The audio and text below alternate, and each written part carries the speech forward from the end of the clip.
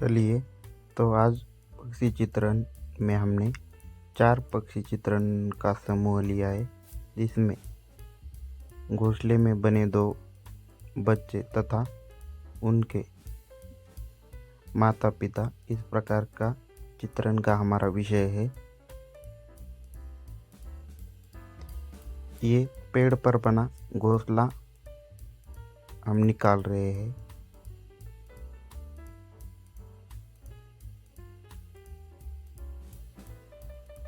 जो पक्षी है वो अपने बच्चों के लिए चोंच में कुछ खाने के लिए लाया है और बच्चे उसे लेने के लिए मुंह खोले हुए, इस प्रकार का अतिशय नेचुरल दृश्य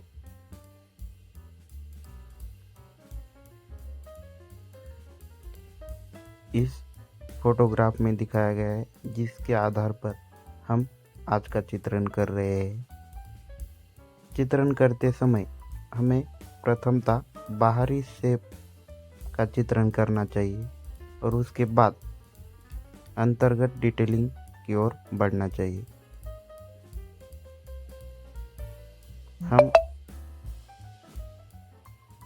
पहले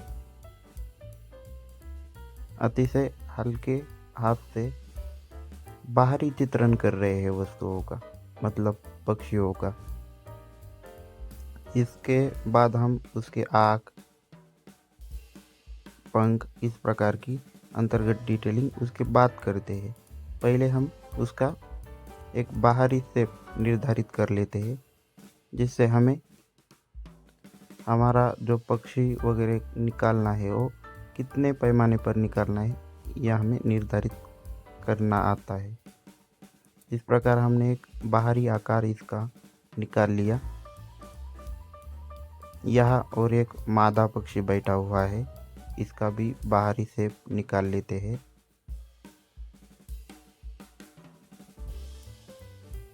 इससे हम पहले ही डिटेलिंग को लग जाए, चोंच, आँख ऐसे निकाले तो पक्षी छोटे बड़े हो सकते, इसलिए यह गलती हमसे ना हो, इसलिए हमें पहले से ही यह पहले बाहरी स्केचिंग कर लेनी चाहिए, जिससे यह गलती हमसे नहीं होगी। बाहरी स्केचिंग मतलब रेखांकन करने के बाद फिर हम थोड़े थोड़े कर डिटेलिंग ऐड कर सकते। अब हमने ये घोंसले का बाहरी शेप निकाल लिया था, तो अब हम उसके अंदर किस प्रकार जो थोड़ी बहुत डिटेलिंग है वो अब दिखाएंगे। जैसे कि इस घोंसले के नीचे जो थोड़ा फार घास निकली हुई थी उसका रेखांकन किया। ये जो पक्षियों के बच्चे हैं, इसके मतलब जो रचना है, अभी आँखें, चोंच, कहाँ वो मुड़ा हुआ है, यह अंतर्गत स्केचिंग हमें बाद में करनी चाहिए। पहले उसका एक बाहरी शेप निर्धारित करने के बाद यह हमारी एकदम प्रॉपरली स्केचिंग हम कर पाते हैं।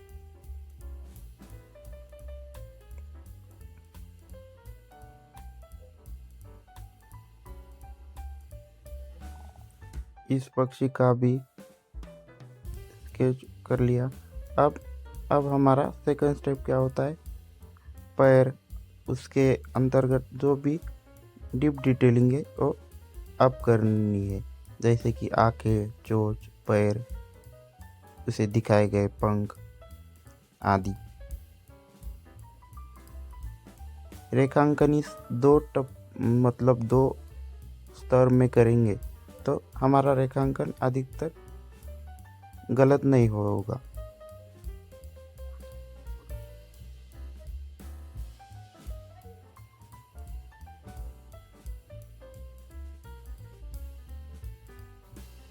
ये 4 समूहों में बना पक्षियों का यह चित्र बहुत ही मुझे देखते ही सुंदर लगा। अगला चित्र हमारे चित्र श्रेणी में हम यही निकाले, ऐसा इसे देखते ही मुझे लगा था। तो हमने आसपास सभी स्केचिंग अब कर लिए। अब हम कलरिंग को लगते हैं। कलरिंग में हम बैकग्राउंड से शुरुआत करने वाले हैं। तो जो मेन हमारा ऑब्जेक्ट मतलब पक्षी वगैरह है, उनको उनका कलर ध्यान में रखते हुए उन्हें आधारभूत हो इस प्रकार का बैकग्राउंड कलरिंग हम करने जा रहे हैं। बैकग्राउंड करते समय हमें हल्के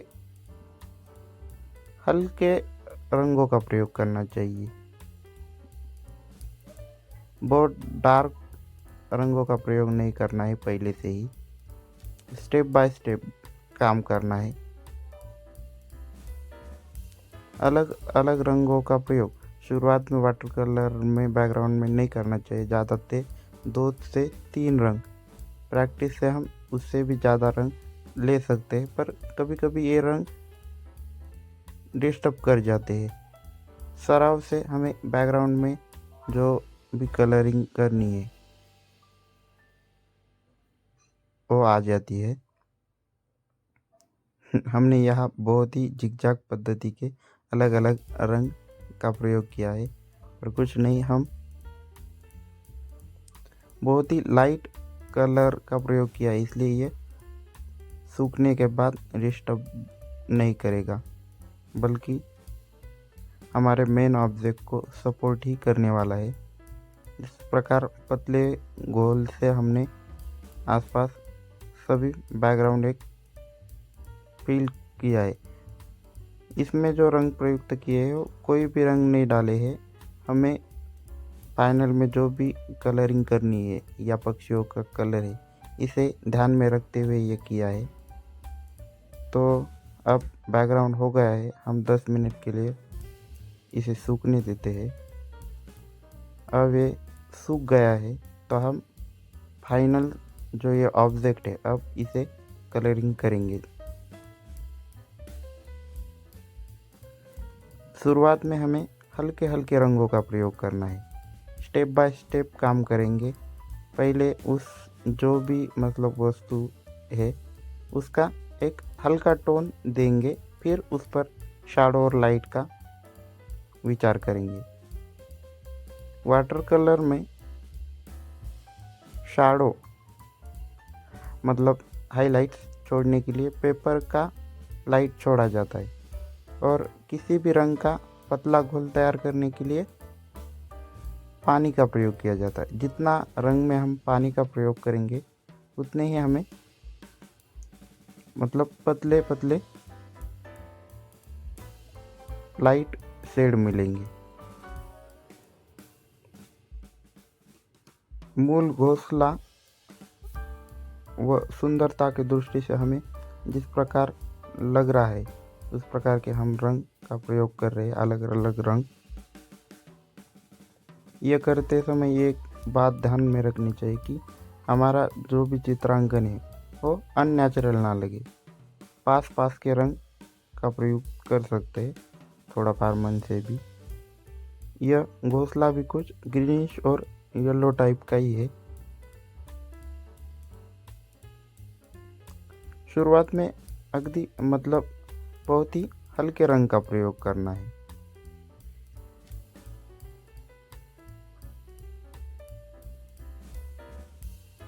क्योंकि वाटर कलर एक पारदर्शी माध्यम होने के कारण हम चित्रों में डार्क ऐड करते जा सकते, पर फिर किसी डार्क पर हम हल्का रंग हल्का वाश नहीं तैयार कर पाते। इसलिए शुरुआती से ही हम जब भी कलरिंग कर रहे हो तो एक हल्के कलर से शुरुआत करनी चाहिए, फिर उसमें डार्कनेस और शैडो धीरे धीरे डिटेलिंग ऐड करते जाना चाहिए। इस प्रकार घोंसले की कलरिंग हमने कर ली। अब डालियों पर जरा फार काम कर मूल पक्षी चित्रण की ओर बढ़ते हैं।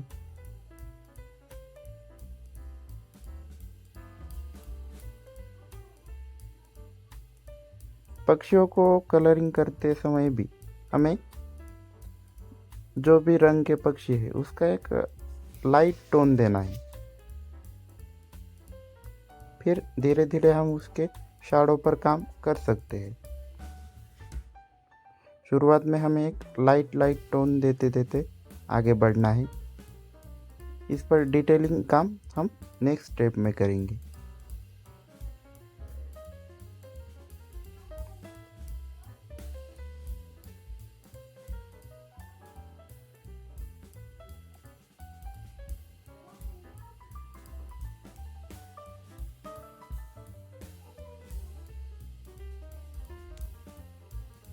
अलग अलग रंग देते समय हमें मर्ज करना हो तो कुछ नहीं, पर रंग पहले पूर्णतः सूख गए हुए ये ध्यान में रखकर ही हमें कलरिंग करनी है, नहीं तो ब्लर हो जाते हैं, दूसरे रंग में मिक्स हो जाते हैं।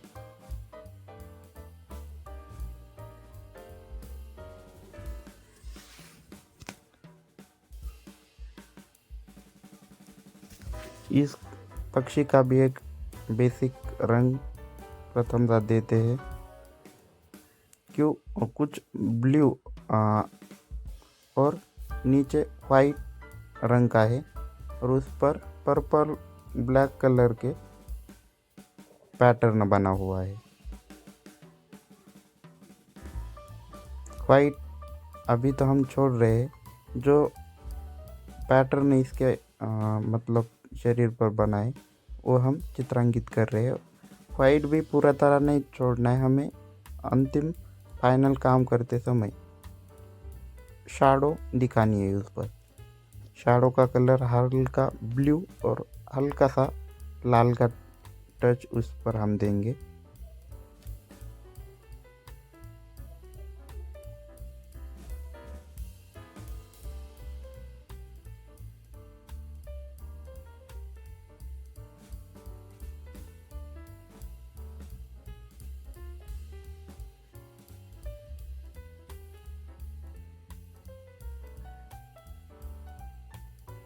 ये वाइट कलर पर मतलब जहाँ जहाँ शैडो पड़ा है उसका आधार लेकर हम ये लाइटली ब्लू और उसमें थोड़ा सा रेड इस प्रकार का वाश दे रहे हैं।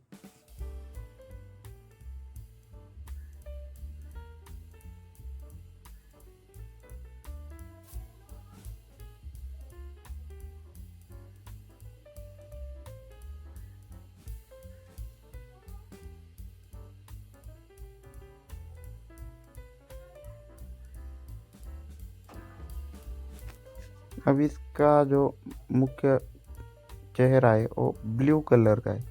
हमें कलरिंग करते समय भी एक ही सेम टोन का चित्रांकन नहीं करना है। उस पर लाइट शैडो की दृष्टि से जो भी विभिन्न छटाएं डार्क लाइट पड़ती है उसे ध्यान में रखते हुए चित्रांकन करना है। थोड़ा सा आंखों पर काम कर लेते हैं। पक्षी चित्रण में हमें आँख और चोंच का विशेष ध्यान रखना पड़ता है कलरिंग करते समय, क्योंकि वो एक दृष्टि से उस पक्षी का एक आकर्षण केंद्र होता है। अब जो मुख पर ब्लू ड्राइंग है उसमें भी हम हल्के और गहरे रंगों का प्रयोग करेंगे, मतलब पक्षी पर पड़े हुए लाइट के आधार पर।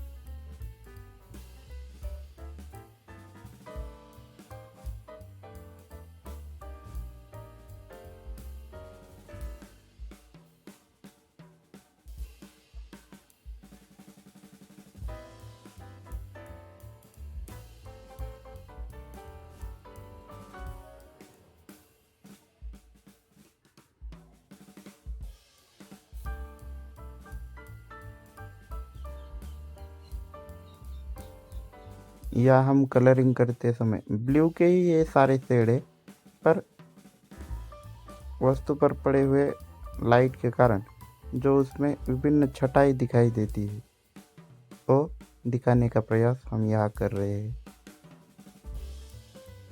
देखें तो ये सभी ब्लू के ही शेड है, पर लाइट की वजह से इसमें कुछ जगह डार्क तो कुछ जगह लाइट इस प्रकार के शेड हमें दिखाई देते हैं।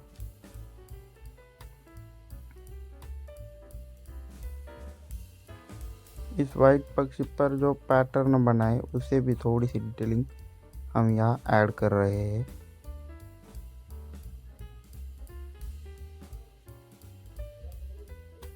ये पक्षी वाइट है पर हमने उस पर जो शैडो दिखाई उससे एक प्रकार का त्रिमितीय रूप इसे प्राप्त हुआ है।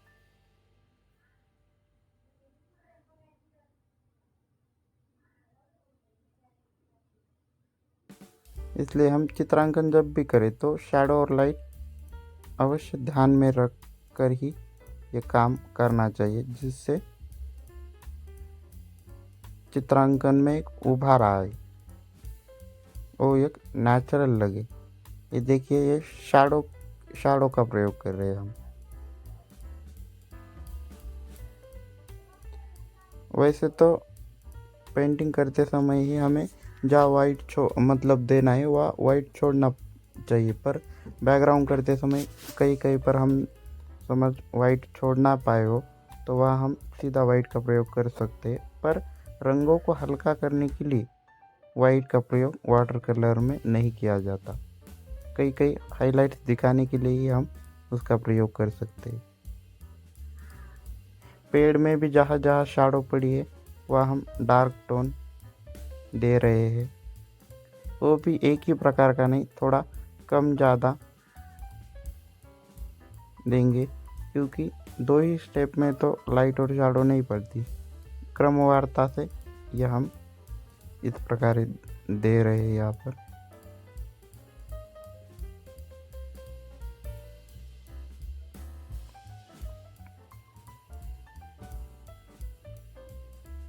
घोंसले पर भी थोड़ा सा डार्क जो काम हमने प्रथम माध्यम में किया था, अब उस पर थोड़ा सा डार्क जहाँ जहाँ है वो फील करेंगे।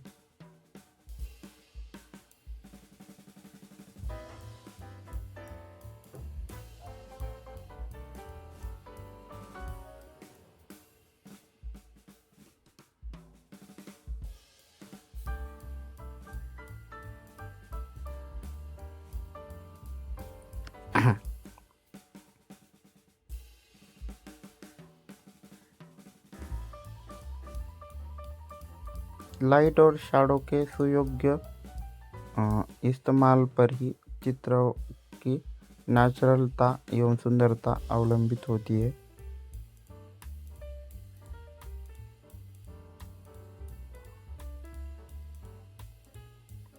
पहले एक सिंपल टोन देने के बाद फिर इस प्रकार हम गाढ़े रंग उसमें भरते जाना चाहिए।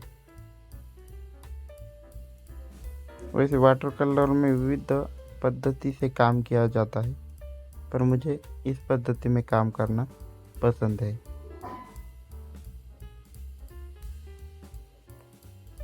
लाइट से डार्क की ओर तो वैसे वाटर कलर में जा ही जाता है, पर उसमें भी विविध आर्टिस्ट अपने अपने पद्धति में काम करते हैं।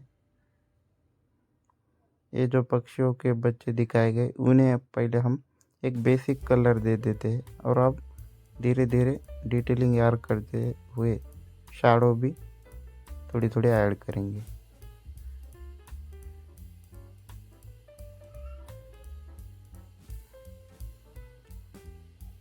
जहाँ डार्क कलर है वह डार्क कलर ऐड कर रहे हैं।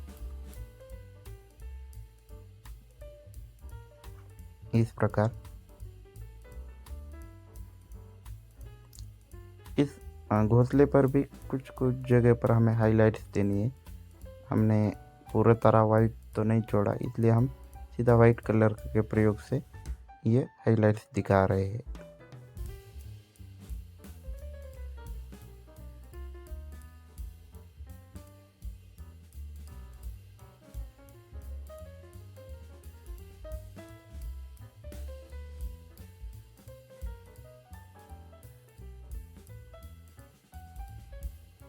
जहाँ जहाँ आवश्यकता लगे वह हमने यह हाइलाइट्स ऐड कर दी।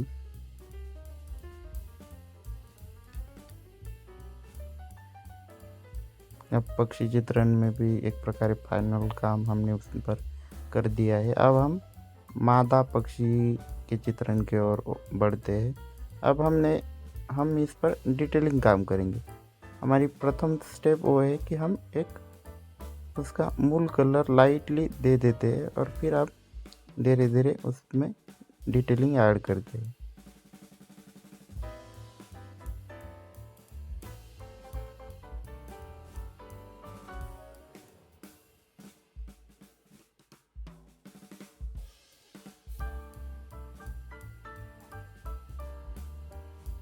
अब पक्षी का यह अगला भाग भी वाइट है, पर इस पर जो शैडो पड़ी है वो दिखानी पड़ती है।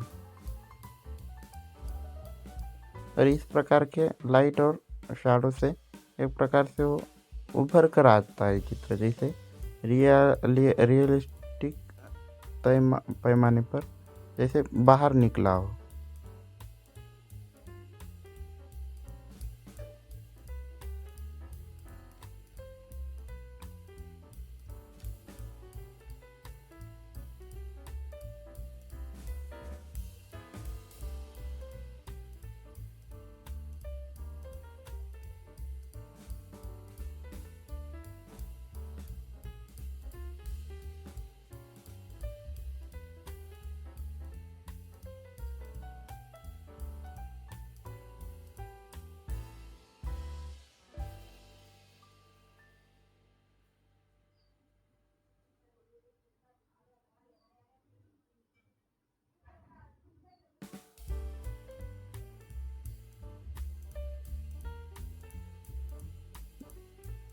बेसिक कलर देने के बाद है इस प्रकार हम डिटेलिंग फिर उसमें ऐड करते जा सकते हैं।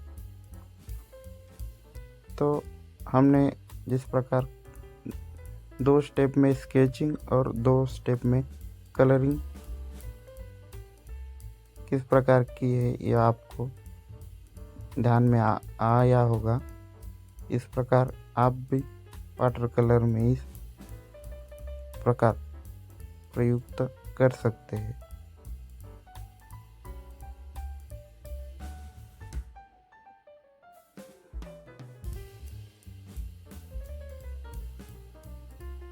कलर का मिश्रण भी सीधा वही होने के कारण ऑयल कलर एक्रेलिक या पोस्टर की अपेक्षा वाटर कलर में थोड़ा गतिशीलता से काम करना संभव है, क्योंकि यह कलर मिक्सिंग बहुत ही फास्ट हम कर सकते हैं। सिर्फ हमें पानी का योग्य वापर करना समझ आना चाहिए।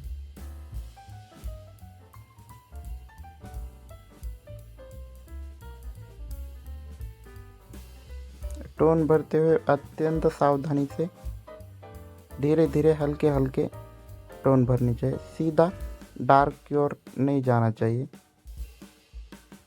क्योंकि एक बार डार्क कर दिया तो उसे फिर लाइट नहीं कर सकती, क्योंकि वाटर कलर यह पारदर्शी माध्यम है। इसमें यह सबसे बड़ी मर्यादा है कि हम डार्क को फिर लाइट नहीं कर सकते। इसलिए काम हल्के से डार्क की ओर धीरे धीरे जाना चाहिए।